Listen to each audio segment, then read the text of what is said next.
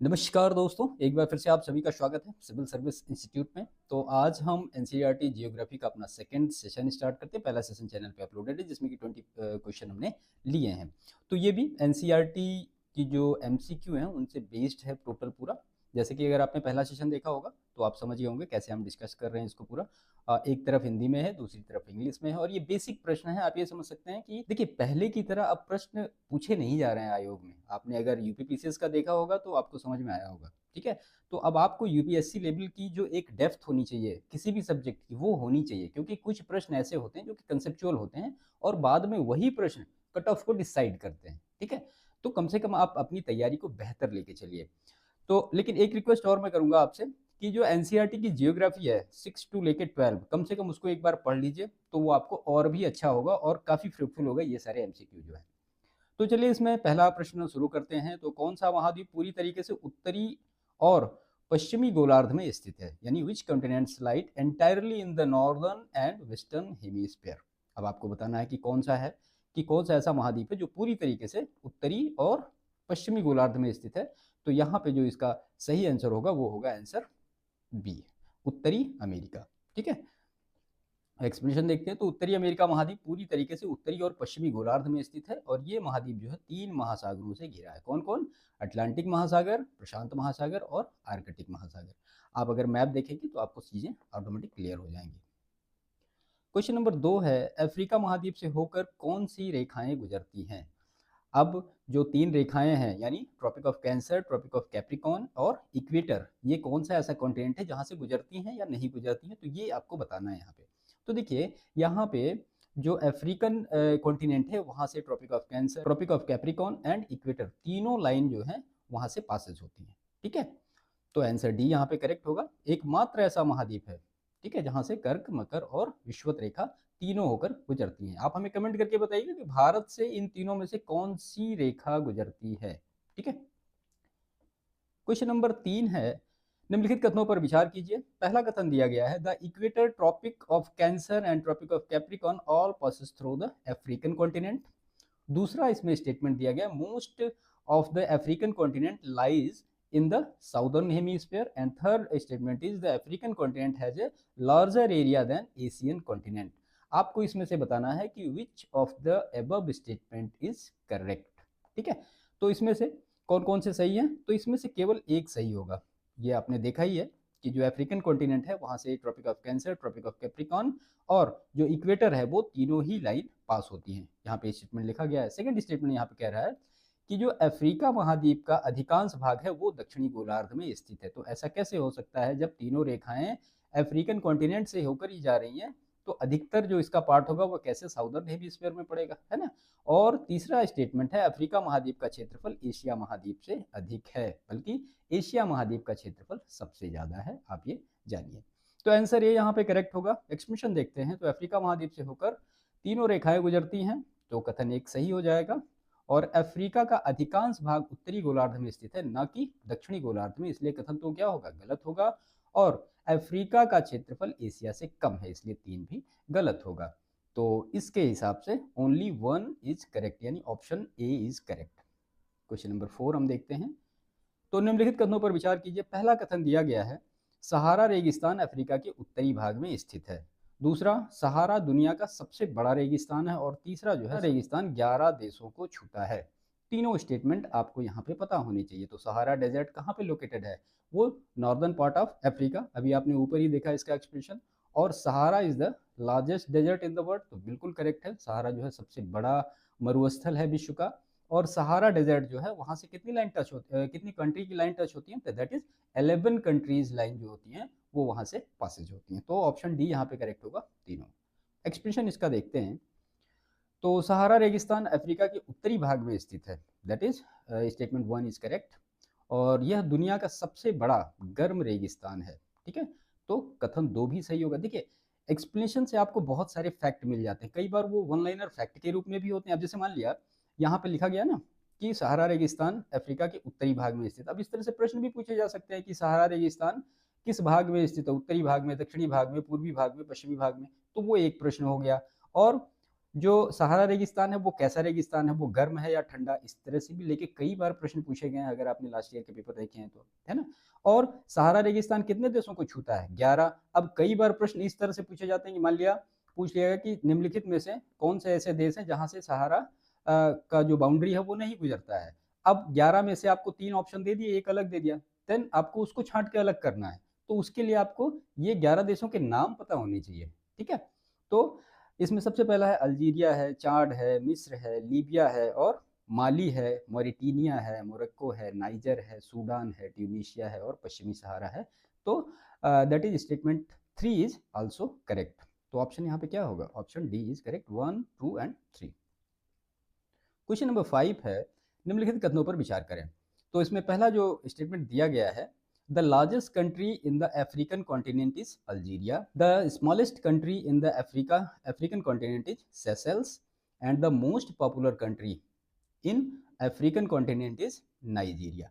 Populated होना चाहिए, ये गलत लिखा है ना। सबसे अधिक जनसंख्या वाला जो देश है वो कौन सा है, वो नाइजीरिया। आपको इसमें से बताना है कौन से सही है। तो यहाँ पे तीनों ही स्टेटमेंट करेक्ट है। अफ्रीका महाद्वीप का सबसे अधिक जनसंख्या वाला देश नाइजीरिया है, और अफ्रीका महाद्वीप का सबसे छोटा देश क्या है, सेशेल्स है, और अफ्रीका महाद्वीप का सबसे बड़ा देश क्या है, वो अल्जीरिया है। Okay, explanation.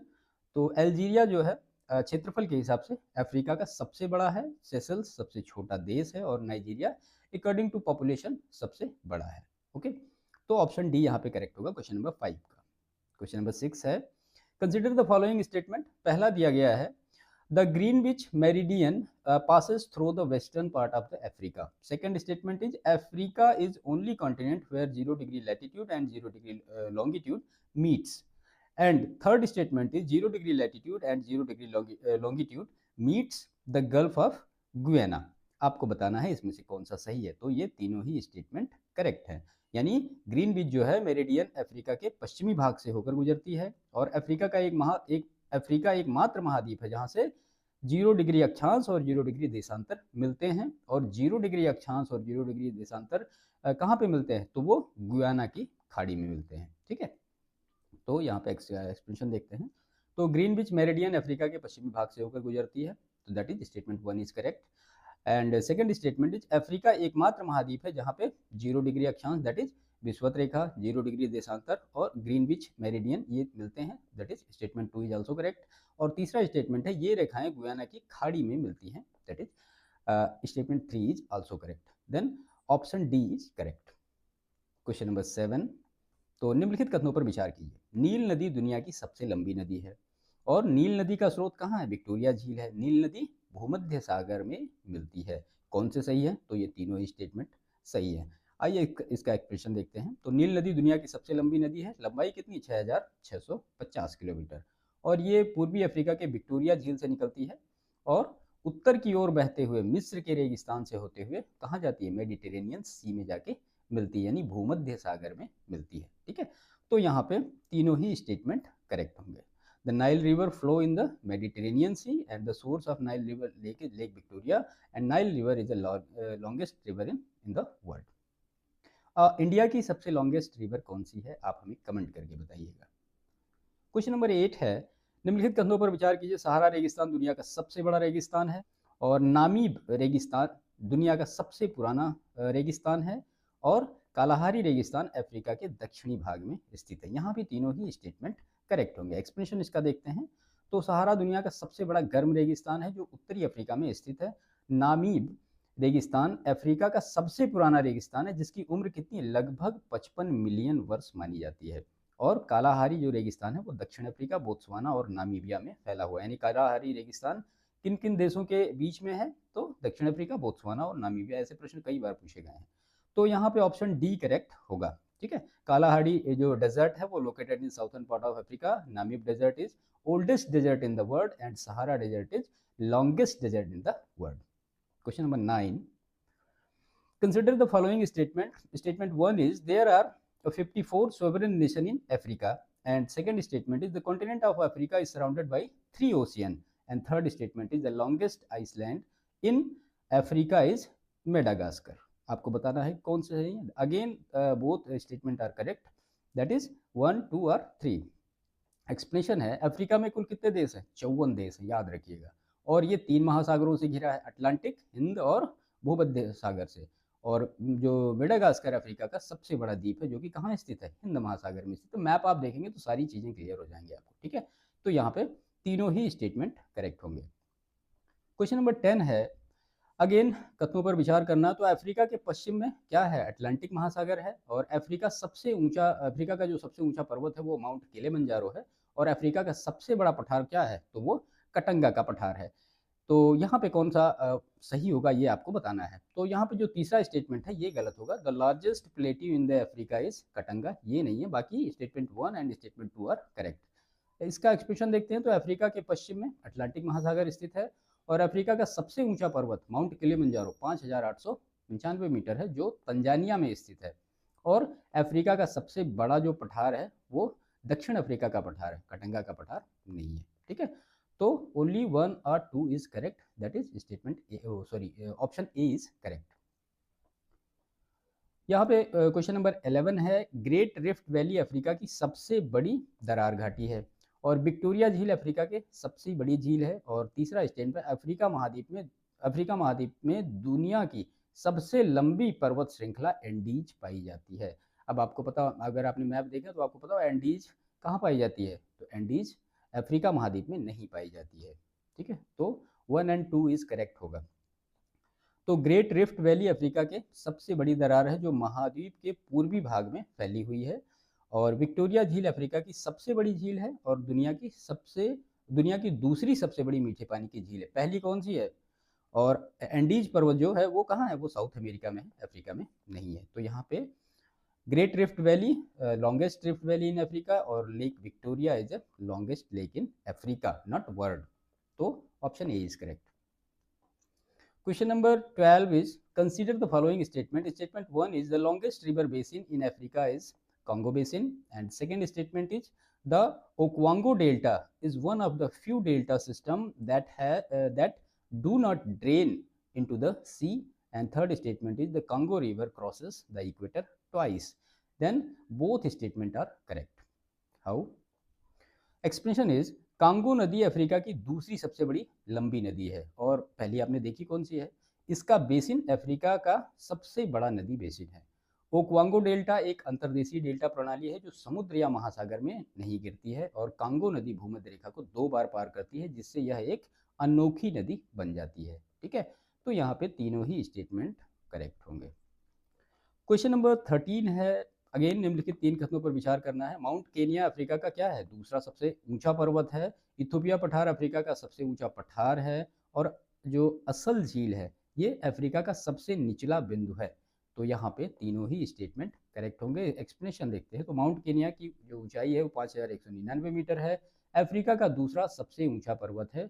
किलिमंजारो के बारे में हमने पहले ही देखा, किलिमंजारो सबसे ऊंचा पर्वत अफ्रीका महाद्वीप का है। इथोपिया पठार अफ्रीका का क्या है, सबसे ऊंचा पठार है। और असल झील जो कि कहाँ स्थित है, जिबूती में, अफ्रीका का सबसे लोवेस्ट पॉइंट है यानी निचला बिंदु है। तो ऑप्शन डी यहाँ पे करेक्ट होगा, ठीक है। क्वेश्चन नंबर 14 हम देखते हैं।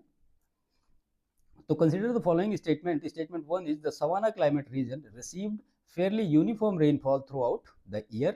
Second statement is, the savanna region mainly consists of fall grasses and scattered tree. And third statement is, the savanna region is clearly divided into dry and wet season. Then option C is correct. Only 2 or 3 is correct. Savanna जलवायु क्षेत्र में वर्ष भर समान रूप से वर्षा नहीं होती है, ठीक है। तो सवाना जलवायु क्षेत्र क्या है, एक शुष्क और आर्द्र मौसम स्पष्ट रूप से यहाँ पे विभाजित होते हैं और यहाँ मुख्यतः लंबी घास और बिखरे हुए पेड़ पाए जाते हैं। वर्षा वर्ष भर समान नहीं होती यहाँ पे। तो ऑप्शन सी यहाँ पे करेक्ट होगा। केवल 2 और 3 करेक्ट है, पहला गलत है।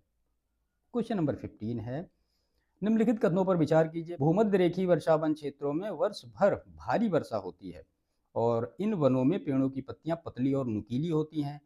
तीसरा स्टेटमेंट है, महोगनी और आबनूस जैसे मूल्यवान लकड़ी के पेड़ इन वनों में पाए जाते हैं। तो यहाँ पे कौन सा सही होगा, तो ऑप्शन ए करेक्ट होगा। दूसरा सही नहीं होगा। नुकीली पत्तियां तो कहाँ पाई जाती हैं, वो पर्वतीय क्षेत्रों में पाई जाती है जहाँ पे बर्फ गिरती है, ठीक है। तो भूमध्य रेखीय वर्षा वन क्षेत्र भर में मतलब वर्ष भर भारी वर्षा होती है। महोगनी और आबनूस जैसे मूल्यवान लकड़ी के पेड़ यहाँ पाए जाते हैं और इन वनों के पेड़ों की पत्तियां कैसी होती हैं, चौड़ी होती हैं, पतली और नुकीली नहीं होती हैं। Then option A is correct, only 1 or 3 is correct. The leaves of the tree of these forest are thin and pointed नहीं होती, ये चौड़े होते हैं। क्वेश्चन नंबर 16 है, निम्नलिखित कथनों पर विचार कीजिए। सहारा रेगिस्तान दुनिया का सबसे बड़ा गर्म रेगिस्तान है और सहारा रेगिस्तान में ऊंट मुख्य परिवहन का साधन है। तीसरा स्टेटमेंट है, सहारा रेगिस्तान में वर्ष भर समान रूप से वर्षा होती है। तो आप समझ रहे होंगे कि सहारा रेगिस्तान में वर्ष भर समान रूप से वर्षा होती तो सहारा रेगिस्तान नहीं होता, है ना। तो ऑप्शन 1 और 2 यानी option A is correct. Expression है, सहारा रेगिस्तान दुनिया का सबसे बड़ा गर्म रेगिस्तान है और यहाँ ऊंट वो है मुख्य परिवहन का साधन है। वर्षा अत्यंत कम होती है और वर्ष भर समान नहीं होती है। ठीक है, तो Sahara desert receive uniform rainfall throughout the year, uniform rainfall नहीं होता है वो। क्वेश्चन नंबर 17 है, भूमध्य सागरीय जलवायु वाले क्षेत्र में गर्म शुष्क ग्रीष्मकाल और नर्म सर्दी होती है।